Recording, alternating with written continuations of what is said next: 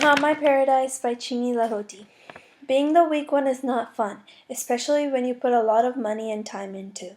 When France pulled out the last match and lit up Spain's anger by setting foot on their land, the Spanish set up the mission system from 1519 to 1821, hoping to keep the French out and invite more Spanish.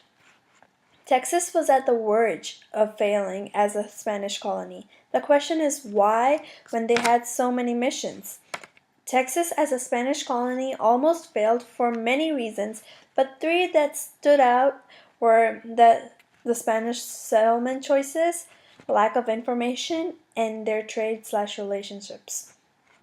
Since Texas didn't seem like a rising city or settlement, Spain didn't send and Spaniards didn't want to move. In every mission, the population for mission Indians and friars went down. Document B. People who were willing to come here in the first place had changed their minds in a course of 13 years. If lack of information is a pain, Spain should be dead because there was so much they kept from each other. The terrain was difficult to travel on, and distance was too great. Also, the Comanche and Apache were always there to kill. Document A. Since all of the Spanish settlers were isolated in 3 cities, communicating was hard, especially if you have terrifying Indians out there. Their relationships with the Indians was great with some tribes, but not with everyone, especially the Apache and Comanche who tried to stop trading from taking place. The priest was unable to convert a single Indian into a Christian. Document C. They also got raided by Comanches and Apaches continuously. Document D.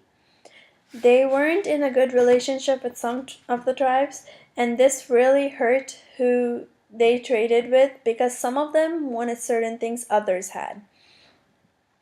These are 3 reasons I, as a Spaniard, need to stay out of Texas, and all the reasons I need to stay out of the missions as a Native American. There might have been some benefits, but for Native Americans, but there were too many cons when you see an overall view. So tell me, would you like to be the weak one?